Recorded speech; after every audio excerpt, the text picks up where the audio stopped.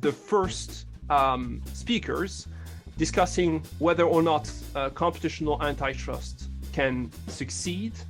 And so for this discussion, we do have two speakers. The first will be Daryl Lim, who is a professor of law and the director of the Center for Intellectual Property, Information and Privacy Law at the University of Illinois, Chicago School of Law.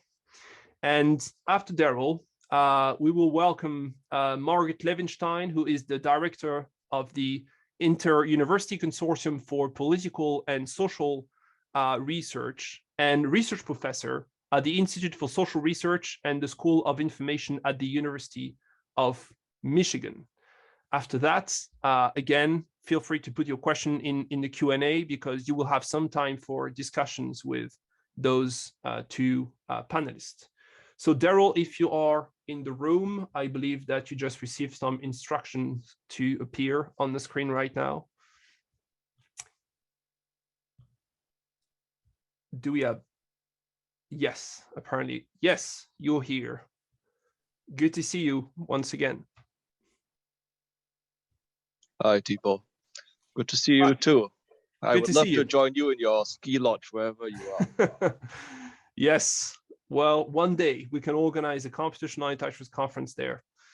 The floor is yours. Thank you very much again for agreeing to present your paper. Well, greetings everyone, and thank you to Roland, Thibault, the Computational Antitrust team for convening this conference and more broadly for their leadership in this project. AI lies, I think, at the heart of computational antitrust, if you heard from Thibault, and AI in turn is the result of the convergence of big data, computing power to harness that data, open source culture that share that data, and rivers of cash to finance the artificial intelligence. AI has delivered antitrust an unprecedented opportunity to reinvent itself, to dream big and imagine together what AI-powered antitrust can look like, should look like, and what we can do together to achieve it. By starting the conference with the question, can computational antitrust succeed? Thibault and his team were intentional in beginning with the end in mind. The question, can computational antitrust succeed, really invites us to ask what criteria computational antitrust needs to meet. The word can invites us to consider what do we expect computational antitrust to do for us.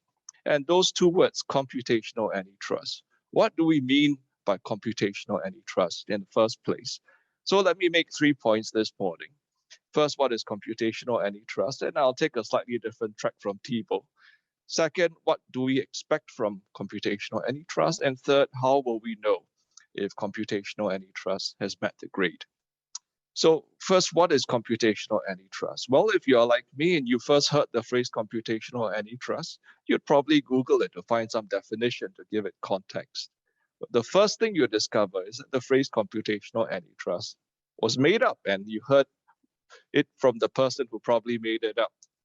The literature, and by this I mean Westlaw, mentions it only 3 times. Google has more references, but both Westlaw and Google consistently point us right back here to Stanford and to Thibault.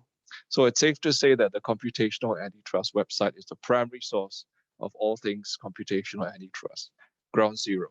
And if you visited the website, you'll see its goal is to explore, as Thibault said, how legal informatics can foster the automation of antitrust procedures and improve antitrust analysis.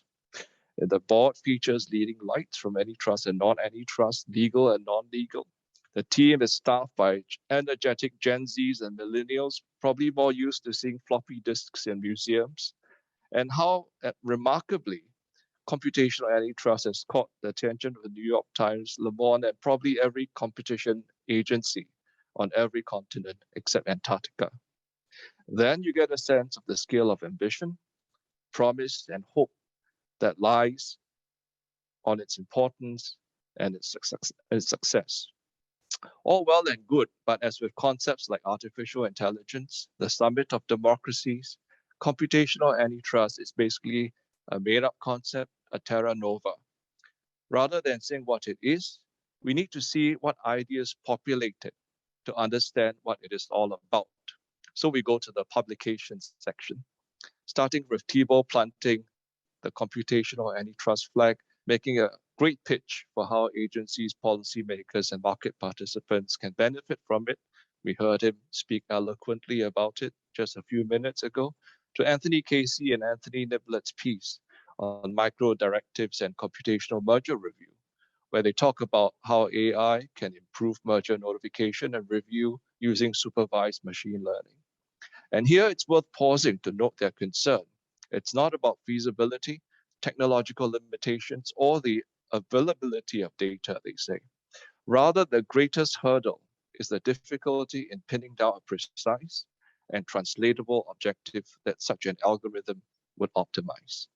In other words, the key to this whole enterprise, called computational antitrust, is to understand what we want computational antitrust to do. And it is important that every computational antitrust